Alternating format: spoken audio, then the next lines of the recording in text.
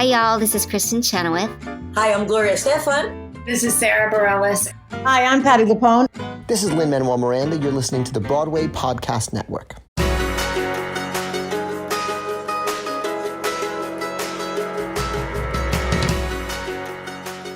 Welcome to the Theater Podcast, intimate personal conversations with theater's biggest names.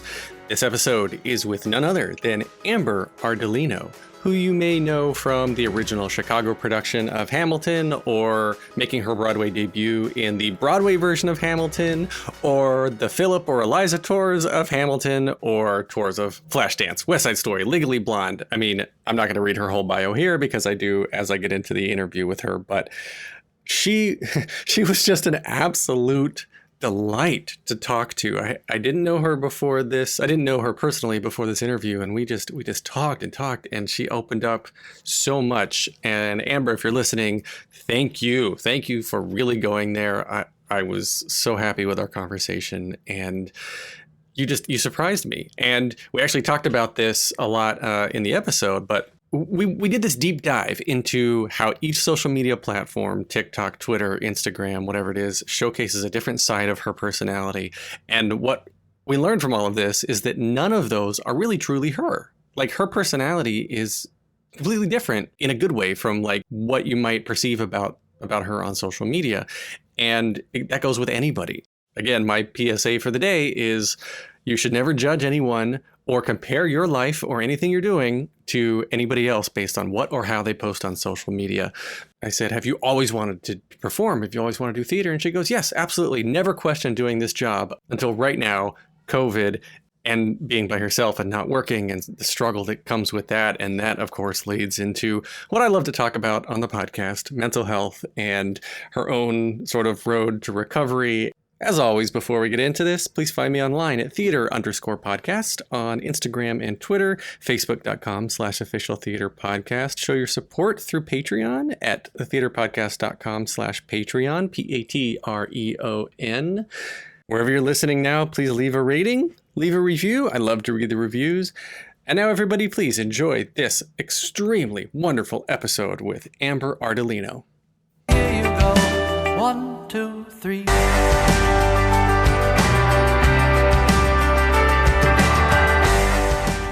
My guest today made her Broadway debut in Hamilton and was also in the original Chicago production. She's been seen as Sherrie in the Las Vegas production of Rock of Ages, in addition to the national tours of Flashdance, West Side Story, Legally Blonde, and both the Philip and Eliza tours of Hamilton. She recently sang a phenomenal duet with former co-star Bonnie Milligan on the album called Within Earshot, and her additional Broadway credits include Head Over Heels, in which she understudied Mopsa, and once Broadway returns, will resume her role as the Swing, the Arabia understudy, and the Satine understudy in Moulin Rouge, the musical. Amber Ardolino, welcome to the Theater Podcast. Hello, thanks for having me. You're very, very welcome. I just want to start real quick by saying that I don't think I've ever seen somebody in such a short amount of time rack up so many credits that are very specifically swings or understudies. Oh, yeah. It was a mouthful. I was listening to you say it, and I was like, yeah, that's a lot of covers I've done. But it's intense. I think swings and understudies are some of the hardest jobs in theater, especially on Broadway, when like in Moulin Rouge, how many tracks do you cover? I covered 10 tracks in Moulin Rouge. 10? Yeah, right at the cap. 10. I actually only started covering the Can Girls and Satine. But, shows open, we see how shows start running, and then we just started adding on covers. So now I also cover Arabia, La Chocolat, and Baby Doll. So the 3 of the Lady M girls as well. So yeah, just adding them on, just keeping them going. I mean, from someone who has never been a swing on Broadway, is this a contractual change? Like, is this like getting promoted at work in a normal corporate job? I wouldn't call it a promotion as much as we need you on stage. Can you do this? So yeah, and that's actually how my first cover added went. I wasn't, I ended up not being a cover for Le Chocolat. I didn't start as a cover for her. And it was an instance where injuries happen on stage, and, you know, you get approached backstage with a laptop and they say, can you do this? And you just say, yeah, sure. All right, let's go. And then next thing you know, you got a new cover on your list of things. So it was a wild, it doesn't always happen like that, but, you know, with the show as hard and challenging as Moulin Rouge, I just don't think any of us were prepared to see what an 8-show week would look like. And it's proven to be difficult. So it's very, very hard. I mean, the show, like, I got tired watching the show. yeah. You know, the opening number is what, like a 10-minute marathon, right? Like, how long is it? The opening number, you start right out the gate with 30 can-can kicks. And I don't know about you, but that's like not how every show starts. So I've seen a lot of shows, and that's like not the norm. So to go right out the gate, full 180, and then sprinkling little numbers throughout that are of that same impact, you know, throughout the show, it's wild. It's definitely something that took so much training and so much preparation, and especially as a swing, what was difficult was building that stamina that when you're not on every night, you can be able to go on stage and keep up with the other girls, because the other girls are working and they've done this and they've been here. They've been doing it for a couple of years now. So just signing on, it was like, get your butt in gear, Amber. Well, your normal, like, if you're, okay, so if you're not covering for somebody, do you have a normal ensemble track? No, you know, some circumstances it is like that. Like when I did Rock of Ages in Vegas, I had my own ensemble track along with covering other tracks in the show. And usually in that circumstance, it'll be a track that they can easily take in and out of the show so that you are able to go into these other characters and roles. So yeah, I have done that. But in this situation, I am like your typical swing that like waits backstage. And then, you know, if you go on, you go on. Sometimes you get noticed. Sometimes you don't. And then, you know, you just, you do it. So normally on this podcast, I always say, like, tell me how you started, tell me how you got into it. But I want to continue down this track, and we'll get back to your beginnings in a little bit. But I've been having an anxiety dream lately where a producer friend of mine has revived a show, and 30 minutes before curtain, it's announced that I'm in the show, and I've never rehearsed with it. I don't know the songs, and I know no lines. I can't tell you how many dreams I've had like that. So I sympathize. I know the stress of it all in the moment. Yes, I totally understand that dream, and I've been there before. I mean, are you like hanging out backstage, you know, drinking a Red Bull, and you're like, all right, I'm ready. And then it's just a disappointment when you don't go on, or you're just like, or the equivalent of hanging out, smoking a cigarette, but, all right, well, I'm not going on tonight, so I'm just going to relax. Like at what point are you like, okay, cool, I can check out a little bit? My mid-show swing-ons always come on the nights where I order like a large extra pasta and like a massive burger from Five Guys. So like those are the nights that I'm like, I ordered this. I know I'll be in the show that night.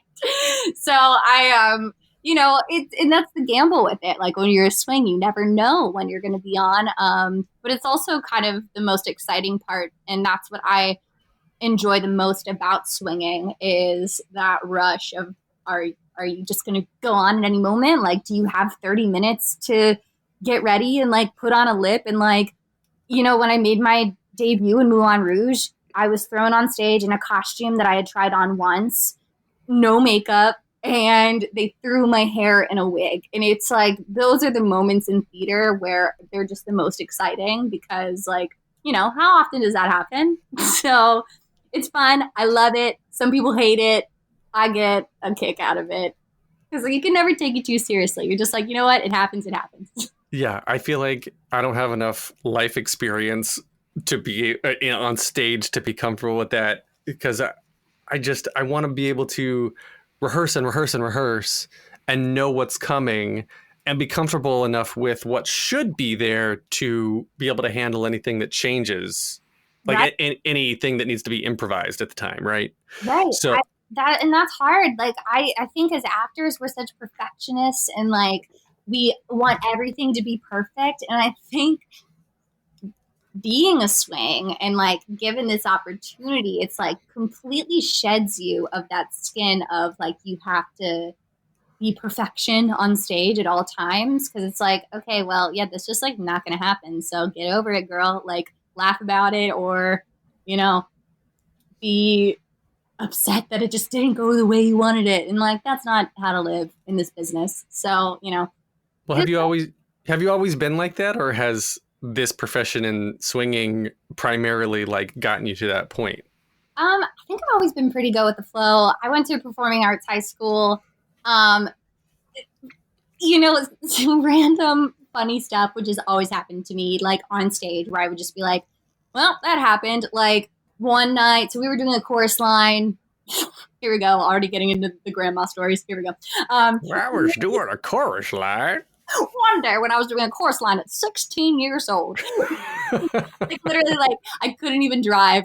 I was like 15, turning 16. I couldn't drive, and I was playing Cassie. It was like didn't make sense. It was like, okay. So, Like you do. yeah, as you do. The first night, that was like my first big show performing, in a musical. And first night I went on, I forgot like the iconic Cassie dance, like the dance, the red dress mirror dance that she does. Forgot the whole thing, went right out my head. And in that moment, it's like something where like you can just beat yourself up about it, or you can be like, well, that happened, and then you just improv it and you move on. And I think that's from like I've learned that from such a young age, that now that when it happens, I'm just like, all right, well, okay, here we go. Because it's like, what can you do? I guess. I mean, for me, I'm like, am I gonna get can kicked in the head, or am I gonna fall in the pit, or I there's just so much. So for me, it's like it's imposter syndrome, right? Because like you look around on stage and you're like, oh, look, there's Aaron Tveit, there's Karen Olivo, there's Morgan Marcel, there's all these people. Like, why am I here? Right. And I'm not saying, don't get me wrong, you deserve as much as everyone else to be on that stage, because you're absolutely amazing and captivating. And but like speaking myself, when I'm in these situations, I'm like, why am I here? And this is just really weird. And that's all. It's so much stress, and which is probably why I'm probably on this side of the mic and not on your side of the mic. No, you're not. No, absolutely. Honestly, when you are in a cast with like people of that caliber, I mean, like you said it, like Aaron, Karen, I mean, Morgan, the dancers, everyone is so incredible, and everybody's resume, like when you go into a cast with people that have just like credit on credit on credit on credit, like you gotta be on your shit, because it's difficult, and because they are such professionals, it just like levels you up, that like you don't want to screw up, because everyone is so incredible at what they do. But mistakes happen here, and as they always do. It's live theater, but like yes, when you are a swing, you do have to be on your game, because accidents can happen, things can happen, and you never want to be that person that like kicks Karen Olivo off the stage in diamonds. You know what I mean? You don't want to be that girl, that dancer. So, and things can happen like that. So, yeah, it is made me very prepared in that sense. All right, so take me back to Little Amber. You said you were already doing roles beyond your years when you were 16, but Moulin Rouge is dance heavy, Rock of Ages is singing heavy, and obviously you've been doing Hamilton, acting heavy. Like you've got this triple threat resume, which everybody has to have these days. But what started first? Where did you grow up, actually? Thank you.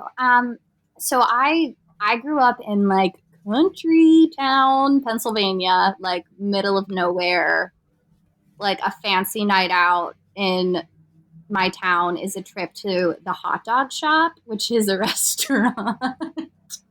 Don't know if you've ever heard of it, but that's like a fancy night out in my town. So it's called the hot dog shop. It's quite literally called the hot dog shop. And if any of your viewers know what that is, send me a message. Listen, I grew up at a place where the fancy place was Ted's Kickin' Chicken, so I can sympathize. Yeah. Yes, so you know exactly what I'm talking about. I grew up like very country, middle of nowhere. So I started at a dance studio. That turned into like a competition dance vibe where I was like competing, dancing.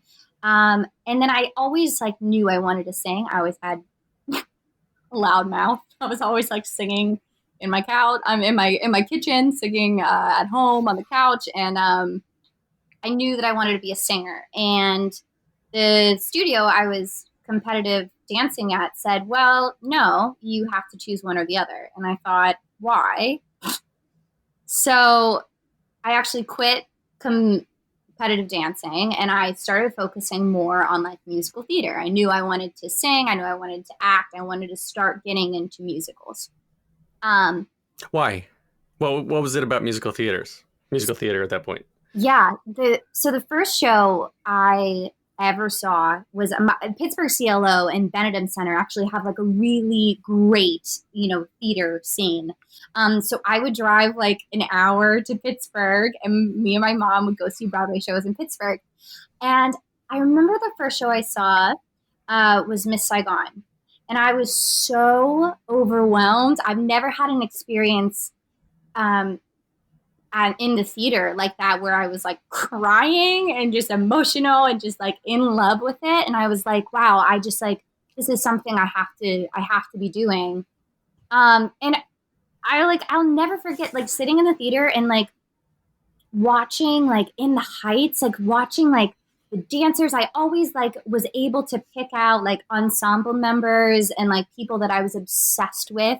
And it just kind of shaped this path for me that I was like, I need to be doing this. So I found a performing arts high school. It was about an hour from where I lived. And I would get on a bus every day, drive an hour to school. And I went to this performing arts high school.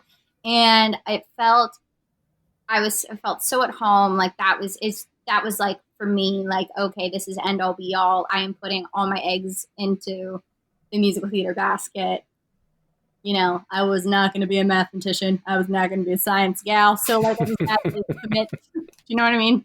It just wasn't, that path wasn't meant for me. So, after that, I was like, this is it. I'm done. And then I just had this goal of Broadway. And I think over the years, my goals have changed a little bit. And I've just like, all avenues of theater have been so interesting to me. But that just became the end all be all for me in high school, I guess. Okay. So then back up to when your dance studio made you choose. You know you wanted to do both. Right. And was that in high school then?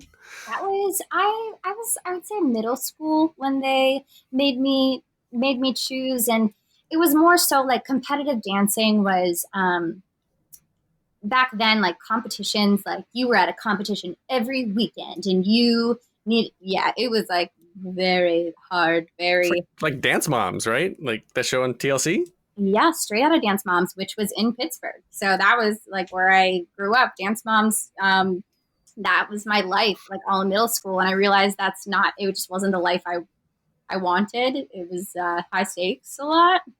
And so that life was high stakes. So I decided to get into theater, which is even more high. Because that's even easier. Yeah. But yeah, so I just didn't want to dedicate all my time to one thing. I knew I wanted to sing. I love singing, and sometimes I prefer singing and acting more than dancing. I knew I started on dancing, but I am starting to get into age. I don't want to say age, but where, dancing, I realize like it's not going to be my life forever. So yeah, I'm glad I did, because now being in this industry, I mean, you are absolutely right. You've got to be able to sing and dance and act and do accents and juggle and swallow swords and fly. Do you know what I mean? Swords. Swords. Swallow swords. Swallow swords.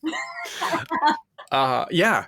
And it's hard. Like I interview women of a certain age or people of a certain age on this podcast, and they're like, I don't know how kids do it these days, because you have to sing and act and dance, because back when they were in their 20s, early 30s, it was like you had the giant chorus that all they did was dance. Right. And then you had your singers, and then you had your leads, and they were the actors. Yeah, and you had your few select, like Cheetah Rivera, Gwen Verdon. You had the Sutton Foster. It was like those few select ones that could do all three, and everyone was just like so taken back by it. And now you walk into Pearl Studios and everyone can do it.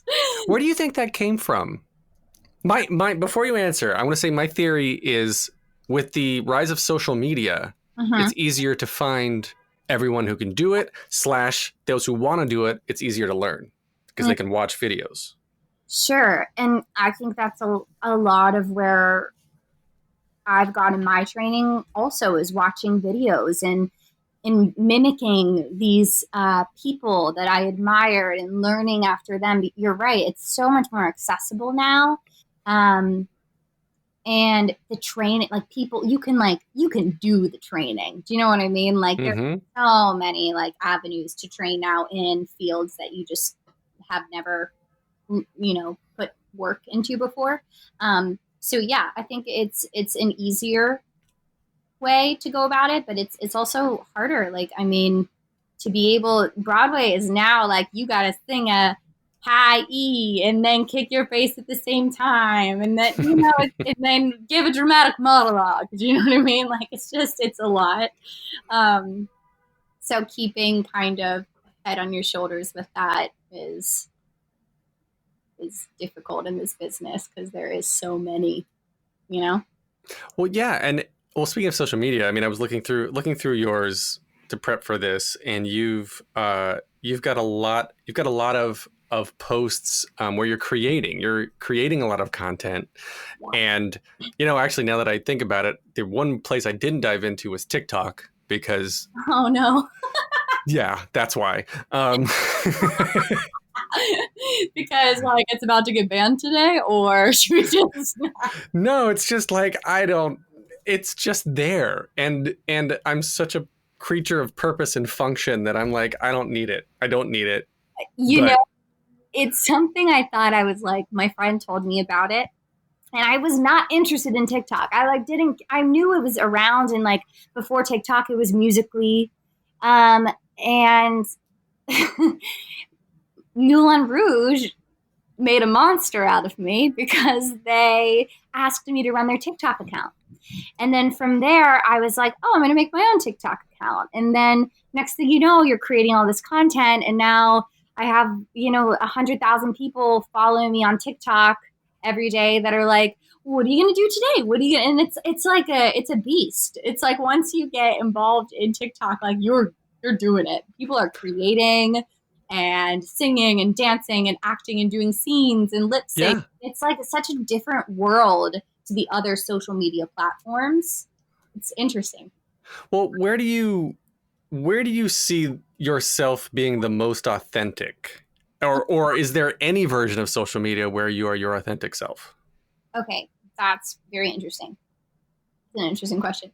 I think what I've noticed I love Facebook. We keep Facebook because my mom, family. Samesies. Yeah, families on Facebook. That's how we wish each other happy birthday. That's how So that's Facebook. Twitter's fine. I'm not really, crazy about tweeting everything I do. It doesn't, whatever.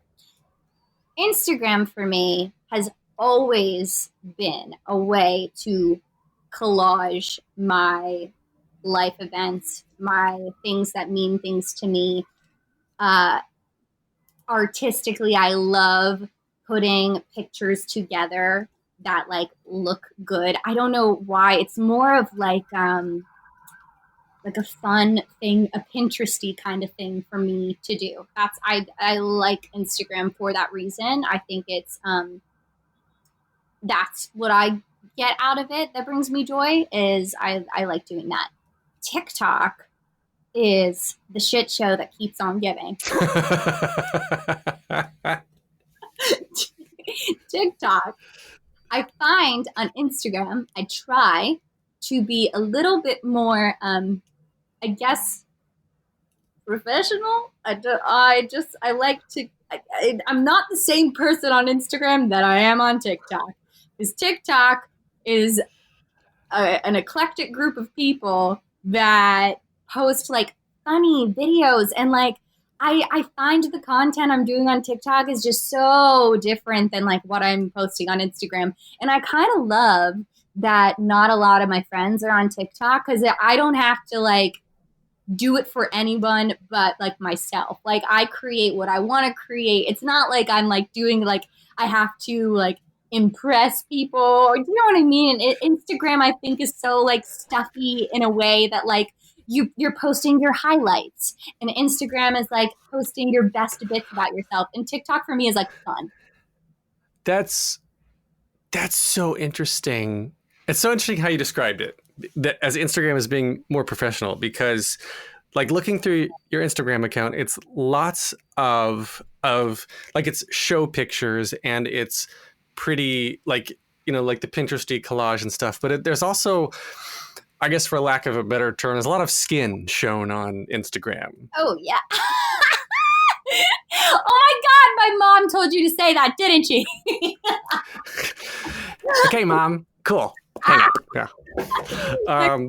I told her, Mom. I told her that she's showing too much skin on Instagram. No. Because the reason when you... I thought for me that you were going to say Instagram was more for like personal sort of validation. And I was sort of leading the conversation into a point where I was like, so posting a lot of pictures of yourself and you know, there's a specific image I'm going to talk about here soon, but it's very much of like, it opens yourself up to a lot of criticism, but it also opens yourself up to a ton of validation, which, you know, of course, goes to like the mental health of all of this. But what I wanted to bring up was that's my most enjoyable posts of yours are when you're acting like a total goofball. Aww. Because that to me seems like the real you. And so if that is what you're doing on TikTok, then I'm going to go start following you on TikTok. Oh my God. That's funny. That's literally funny you say that, because I have had, people be like, why aren't you posting like your TikTok stuff on your Instagram? And I don't know. I separated the two for so long. But yeah, you're right. I do feel more of myself on TikTok. Instagram feels more of like brand deals and things like, you know, my modeling photos that I've done are on there. It's different than who I am. But it's still me. But yeah, it's a slightly not version of me because I am such a weirdo. Which I am so relieved to hear. Because when you said Instagram was more like professional, that to me, I immediately, I guess I went to initially the wrong place, but you said like modeling photos. So that to me is more industrial modeling picture sort of photos. But to me, it was like, you have to present yourself as like the perfect body sort of objectified in order to continue to work in the business that you want to work in, which, sure. Right? Like, am I just totally off base, or is that part of the whole thing? No, so interestingly enough, like through Head Over Heels, I was approached from an agency by seeing me in the show that assigned me for modeling. So I booked my modeling agency through that, and I can't tell you how many modeling calls I've been on where they ask you to write down your Instagram, which is wild. But it's that we are at that point, which also makes me kind of want to dive into this movie I just watched called The Social Dilemma. Yes.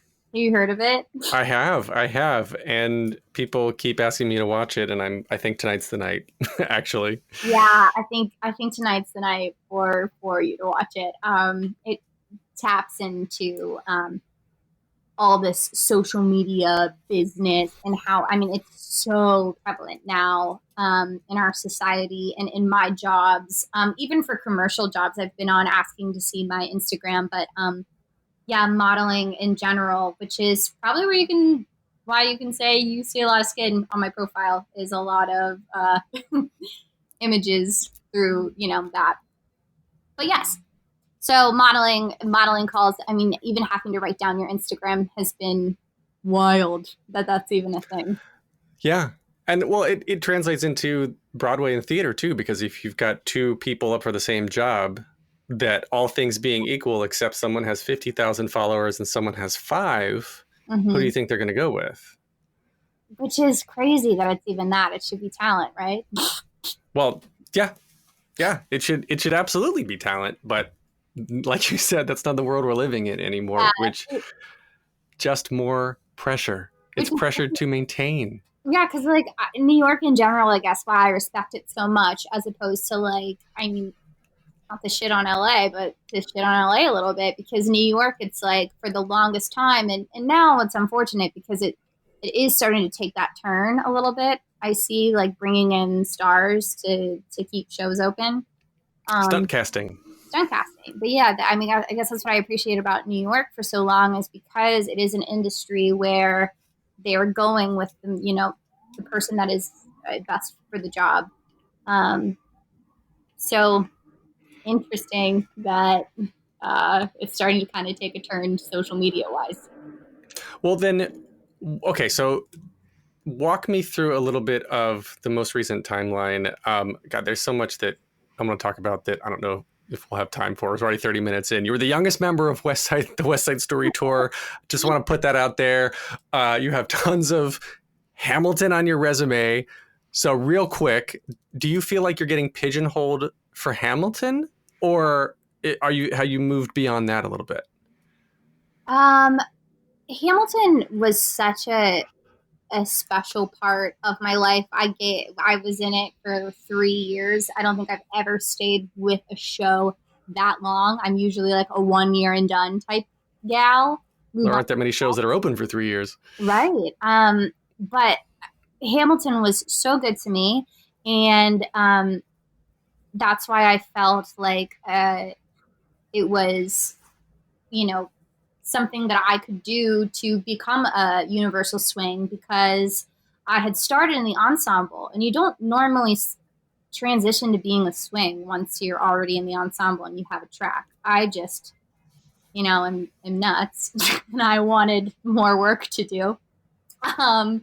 But yeah, for being someone in Hamilton, there's very few of us in Hamilton that do, well, now there's obviously more, but there were very few at the time that were able to do every track in the show, and to do tracks in other companies. So to learn the New York show when I was in Chicago was a whole other spiel, because it was actually different. I was like, oh, cool, I'm just going from Chicago to New York, same thing. No. Hamilton is like one of the only shows that I know that looks at its cast and caters to the people's talents in that cast, and puts them in the correct positions accordingly. So that like never happens. So like woman 4 in our production in Chicago had a lot of the bits. And in the New York production, it was woman 3. In the touring production, it's split up amongst all the women. So it was learning a whole new show, essentially. Whoa. Yeah. So that kept my mind, kept my mind going, because I feel like for me, a year is enough time to spend with a show, because it's like, okay, great. I've done what I needed to do with that. I feel like I can move on. I feel fulfilled in the work I did. Hamilton was such a different beast, because I was constantly learning new things. So I never felt like I was resting with that show. So that's, I think, why I spent so much time with Hamilton. And, you know, if the book ever opens again with Hamilton, I would love that. But yeah, I'm love new projects as well, getting to do new things. Which, Do you get like in general in life, do you get bored easily sitting still? yeah, I'm massive ADD. Yes.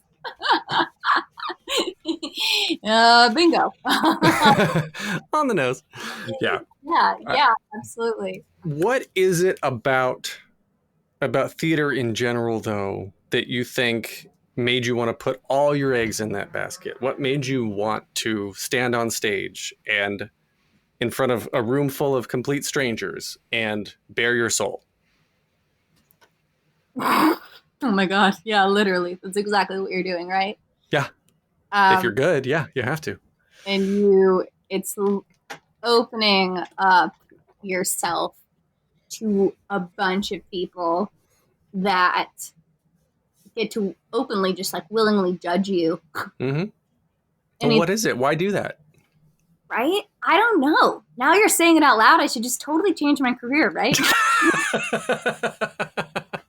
I feel like, which is okay. So I have to say, answering that question, from the youngest age, I have never saw myself doing anything else. And I truly believe that if I could see myself doing something else, I would do it. But never once in my life did I doubt that I wanted to be in musical theater, be performing, do this. It has been like my whole dream, and I've never once doubted it until this pandemic. I thought you were going to say until 10 seconds ago. Until you just mentioned all those bad things. No, until this pandemic. And it was the first time in my life I ever sat like alone with my thoughts and was like, why am I doing this? Do I want to keep doing this?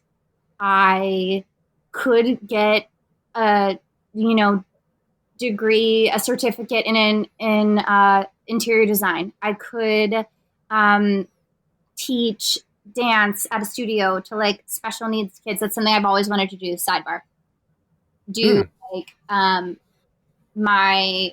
Not to get like too deep, my sister has special needs, and I've worked with kids with special needs my entire life, especially like after school, and it's always something I have felt as passionate about as being on Broadway. So that is probably another avenue that I would take. There's avenues that this entire pandemic, I've been like, okay, should I do this? Should I do that? This is the first time I've ever doubted being in musical theater and continuing this process. Until my friend texted me randomly one day, and she was like, do you know you're nominated for Theater Choice Awards for Broadway Star to Be the Next Decade? That's right. But it's like so silly. It's so silly, but just like hearing that, and like, yes, it's like fans, they pick the awards. It's like, it's not like a Tony's, do you know what I mean? But like to hear that I was like nominated for that, like totally just like whipped me out of that funk of like, why was I ever questioning leaving this business? Because like, maybe I am like right where I'm supposed to be. Oh man, my analytical brain here is kind of going off. Okay, so and I hope this doesn't depress you. Okay, go ahead. I realized this pandemic has put me through all the emotions, so like hit me. Well, no. Okay. So what I was thinking was that you're happy on stage. You're getting, you're bearing your soul. It's validation. It's applause. It's feeling good about yourself. You can post these incredibly sexy pictures on Instagram. And you get the likes and the comments, and it's like chemically, we're falling in love with our cell phones because it's a serotonin release every time we see the likes come in. Mm-hmm. And pandemic hits. There's no audience. There's no applause. There's no validation. It all dies away, and it's like you're going through withdrawal. You're getting down, you're getting depressed because you're not getting your fix. And then this Audience Choice Award comes in. You're like, I'm like, oh, this is what I'm supposed to be doing. This is what I'm supposed to be doing. Yeah. And I was going to ask again, I was like, but why? And when you said, like, I don't know, obviously this is the first I've heard about your sister, but I assume then that she needed more attention than normal when you both were children. Yeah. Which probably left you feeling a little lonely, maybe. And so now, as an adult, you're making up for that by standing on stage and getting all this validation and all this attention. Yeah. I actually never did think of it like that. My sister did require a lot of attention. And I think, like, it was just second nature to just be there for that. But yeah, also, like, at the same time, kind of getting my fix of what I never did look at it like that. But interesting to think about, like, the psyche of it all, right? Right. No, I cracked the code on Amber. No, I love this stuff. I absolutely love it. And like, I really appreciate you getting so honest, because that's where I want to go. Let's have these authentic conversations. And it's always interesting to me why people get into this, because this business in general, because it's one of the hardest things to do. And even when you're working and you're successful, you're still looking for your next job. You don't know when your paycheck's going to dry up. You could be in a successful show like Beetlejuice that then gets bought out and gets shoved out of your home, right? Like, yeah, the business is things happen. Yeah. So hopefully Moulin Rouge is going to be around forever. Like, that seems like a show that's not going to go anywhere. Fingers crossed. But you've also, like, the side projects and stuff that you've either done. So tell me about Within Earshot. I mentioned it in your bio when I introduced you, but tell me what it is for those who don't know. Within Earshot was a show that was starting to get into the works. And then, the pandemic hit. But what was nice is before, all of this happened, was we just dropped an EP. So the music is written and composed by Jackson Teeley. It is his concept album, and the EP is on Spotify. You can listen to it there. I'm not sure where else you can. Spotify, I know for sure. But it gives you a glimpse of all these different songs. It's called The Anthems of the In-Between, and it's essentially love stories. And it's about platonic love and, like, sexual love and LGBTQ love and all these different avenues of love from different people, different genders. And it's love stories, and it takes place in a coffee shop.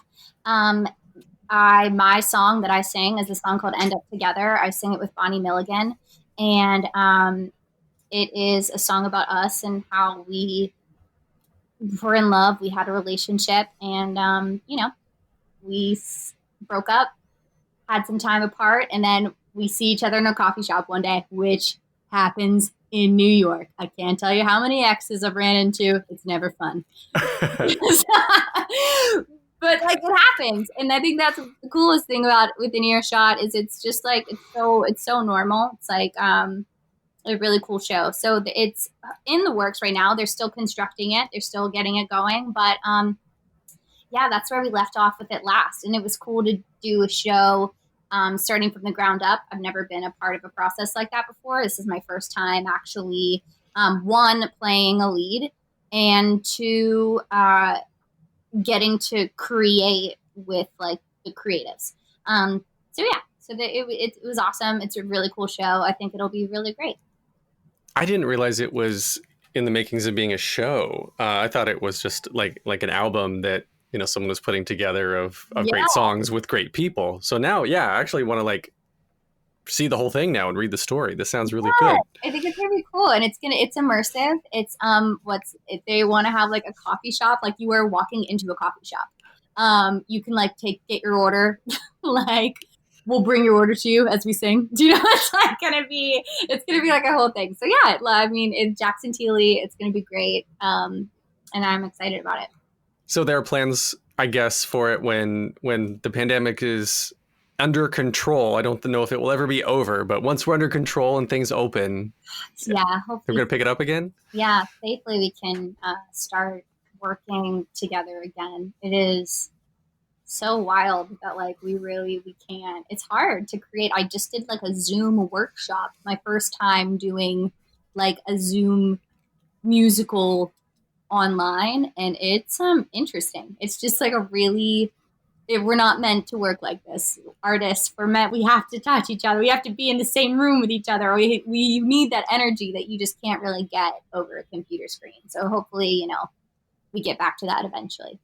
Oh, we will. I mean, it's an industry that's got to change. I mean, there's the health aspect of all of it, and there's the diversity and representation and racial equity part of all of it as well. I mean, there's so much happening this year. This year is a complete shit show.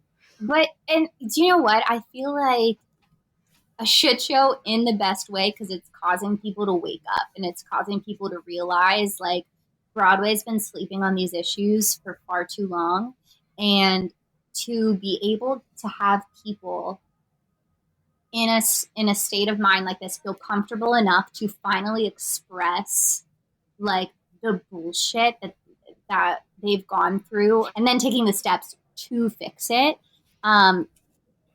Thank God that this is happening now. You know, like this has never happened. This has never been a thing.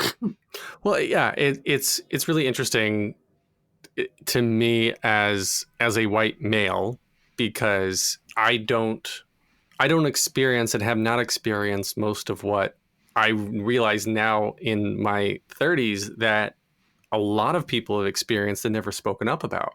Sure, absolutely. And you know, and so there's guilt about that, but then there's guilt about feeling guilty, but then I shouldn't feel guilty. I should feel grateful, and it's all over the place. Yeah, I think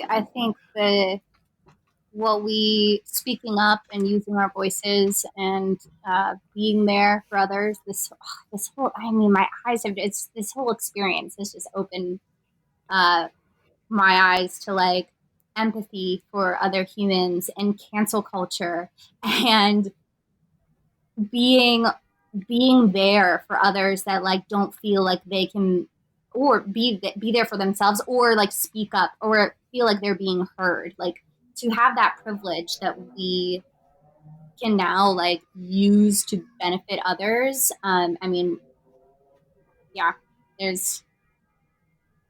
we're just at the beginning of this problem, and you know, I think with time we can get to where we need to be. I agree. So real quick, before we wrap up here, I promised that I would ask about one specific Instagram post earlier, and it was, I think, early January 2020, and your caption said, "Instagram is a fraud. It always has been." A while ago, Tyler Augustin asked me if I wanted to do a shoot together, and I couldn't figure out what I wanted to do. Then I realized I wanted to do a stripped down, feel good shoot that made me feel sexy AF queen, because that is truly the last thing I've been feeling like lately. I left the shoot feeling so liberated. We blasted Lizzo, regained some confidence in myself that I had lost. So if anyone's in a funk, I highly recommend throwing on your favorite undies, dancing around a stranger's living room. Yes, I know this post very well. I was nervous to post it. And you know, I did, and I got a lot of love that day I didn't expect to get. I was in a point in my life where I was losing a lot of relationships. I was not doing well with my family. I felt family is everything to me. My relationships with my friends and people I love are everything to me. And when that is stripped away, I just felt depressed. And I'm a very positive person. As we talked about with my swing, I'm very go with the flow. I've always been like, it's not a big deal. It's this. I never took time to process emotions for myself because I was constantly putting on this facade of everything's great, everything's positive, I'm happy, I'm fine. And it took hitting a point of being like, okay, I'm not fine. I have depression. I have anxiety, which is something I never thought. I just like in my brain, because I was always a person that was like, oh no, that's not a big deal. That's not a big deal. I didn't believe that I could have anxiety. I didn't believe it was like real, which is crazy to think of now, but I just didn't think it was real that I could have it. Like I was like a superhuman. And to hit the moment where I was like, okay, maybe I need help, and to get with a therapist and check in with my mental health. And I've been on the road since I was 18. I've been back to job to constantly working, to like never getting a moment to pause and reflect on all of the things that have like caused me grief and caused me sadness in my life. I was just bombarding them with like positivity and not, giving myself time to heal from things that have happened. That I hit that moment. I sat in it for a minute. It's scary. Oh, it's scary to sit in that feeling of like, oh, the depression that it just takes over you. It's something like you just feel like you've got a lump in your throat. And I was sitting with it, and I had a minute where I was like, fuck, like I need to just like let this happen. I think it's the being okay with letting it happen that I was like, oh my God, when am I going to start feeling better? And, lo and behold, I did start feeling better. I got with a therapist. I worked it out. I got myself back in a state of being happy with me, being content with myself, being okay with like decisions I needed to make to be okay with myself. Fixing relationships, talking, communicating, getting back to that spot where I finally felt okay. And Tyler Gustin reached out to me and was like, hi, like, like I've known of you for a minute. Like I'm a photographer. Like, do you want to shoot? And I was like, yeah, I feel good. I was like, I want to do something that like I feel good. And we ended up like, I got to his apartment at like noon, and we shot all day. Like we just like ordered a pizza, blasted music, and like we just did like a photo shoot. It was like something out of like a movie where we just had such a blast. And like it was so good to be in a spot where I like was smiling and like feeling good about myself again. And like it was real. Do you know what I mean? It wasn't this like facade that I was putting on. And that facade was shed through Instagram, as like, usually is. I've seen people at their absolute lows that I know are at their absolute lows post a throwback Thursday on a beach in Cabo because like,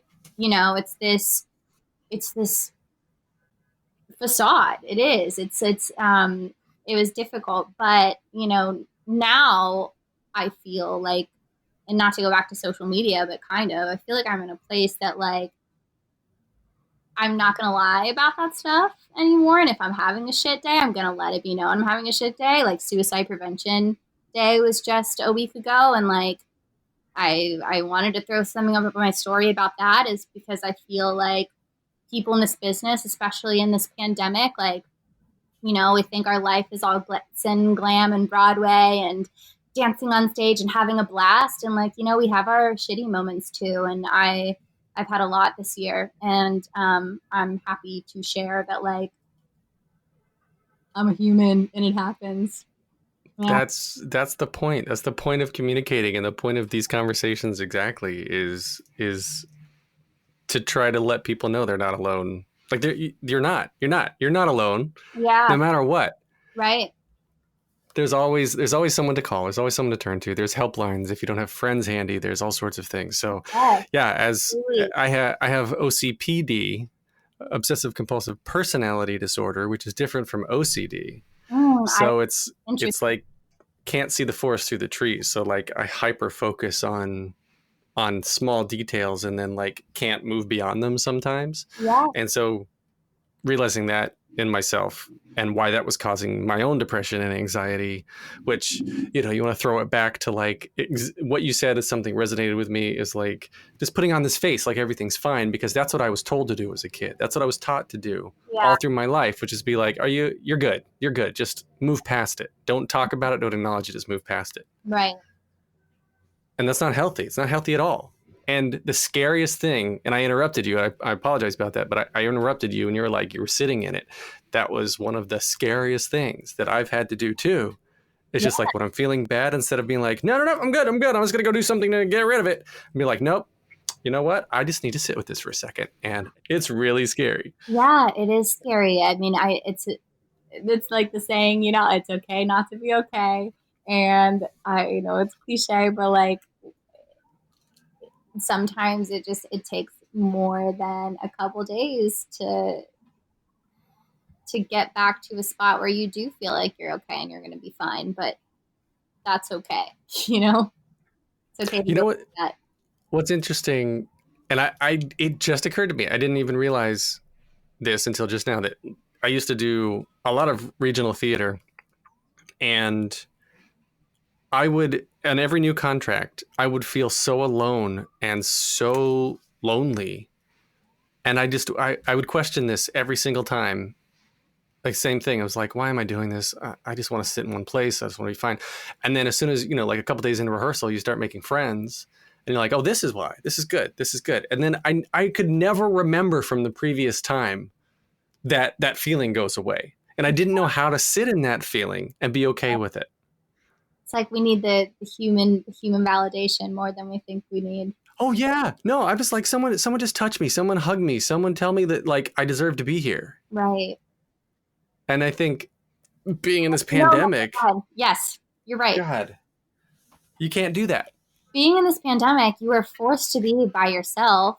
And it's taught me that like, nothing, like, it doesn't really matter. Like, do you know what I mean? That what matters? Nothing matters out in this world right now, besides like when you are forced to be alone with yourself, like you're all you have at the end of the day, and you are what matters most, and you need to take care of yourself, because if you can't take care of yourself, you can't give yourself that opportunity to be with others and want to and take care of others, is because you're not even okay with taking care of yourself.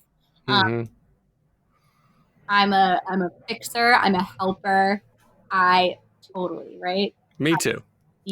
I see a problem and I'm like, oh yeah, let me play your therapist. I'll help you do this. I'll help you do that. I was playing therapist to so many friends. I wasn't taking myself to a therapist. You know what I mean? Mm-hmm. And now I see that. It's taken a minute for me to realize that, but now that I do, the only way to go is up from here, and I'm out on the other side of it. Good. Well, I am happy to hear that. I mean, I haven't met you before this interview. I'm glad I have met you now. I think you're a wonderful person, and I genuinely care about your well-being. Oh, I'm so happy. I'm so happy to hear that you're on the upswing. Yeah, no, I definitely am. I feel, it was all meant to happen. Do you know what I mean? I was meant to. We're all meant to get hit in the face sometimes, so then we can realize, like, oh, I just got hit in the face. I need to take care of that. And it's, again, to your point, it's not what you're posting on Instagram. It could be so many things that people don't know about, because this was like, you posted about it, January, which means that you were going through it as you were opening Moulin Rouge at the end of 2019. So like things are in theory publicly going very well. You've got this great job in this great cast in this amazing show, and yet privately you're suffering more than you ever had before. Well, actually, what is even more hysterical, and like I don't really need to get into it, but the night before my Satine debut was probably one of the hardest nights of my life. Really? Yeah. A lot going on, and I like hit a point that night where I was just, everything hit me, and I had a really rough night and didn't sleep the entire night before my Satine debut. Got to the theater, eyes puffed, puffy from like sobbing, threw on a lash, and then made my Satine debut. So all that to say, you can truly have one of like the worst, experiences, nights of your life, and then go on and have one of the best moments of your life all in 24 hours. Life is about rhythm and cycle. Yeah. And to be fair, social media doesn't see that I like spent the whole day before my Satine debut crying. They saw that like I made my Satine debut and it was so much fun, and I got to like wear a sparkly outfit for all day and like sing my heart out. So that's what I mean is like we need to take everything with a grain of salt, and like people are humans, because you can have moments, the lows of lows and the highs of highs, and that's life, baby. All right. So we'll wrap up this episode here with the 3 standard closing questions that I ask everybody here on the podcast. The first one, very simply, is what motivates you? Oh no, I like being prepared. You didn't warn me about this. Okay, what motivates me? My friends motivate me. My mom motivates me. She has always been my biggest cheerleader, and I think she's a good motivator of why I do what I do and the things that I've done. So I would except showing too much skin on Instagram. Except Instagram, yeah, she. Incredible. I bet she cannot wait to hear this episode, because I'm going to call her and be like, Mom, he yelled at me.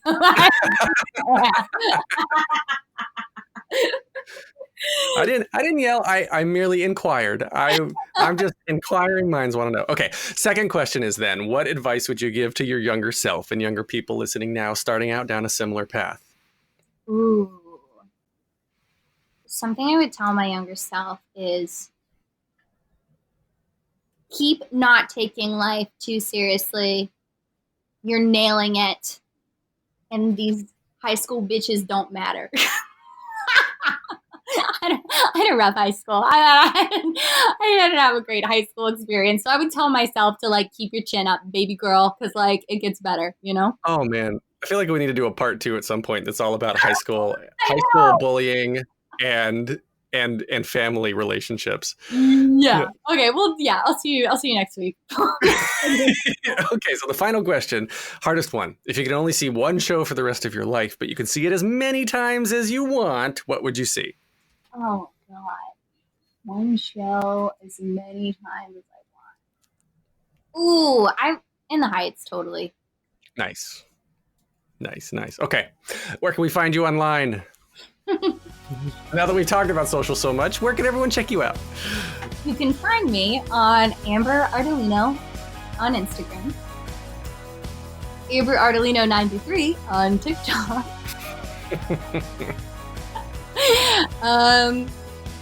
and Amber Ardolino on Twitter.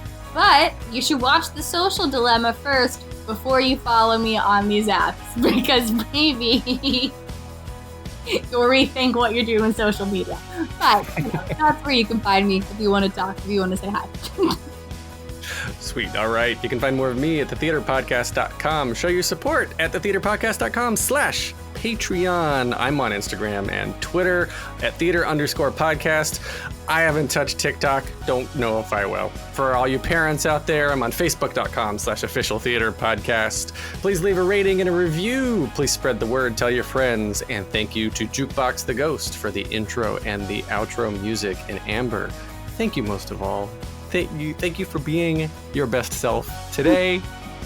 I love the goofy. I love everything. It's incredible. Be more goofy on Instagram. That's my request. Hey, maybe I'll do that. Thanks for telling me that.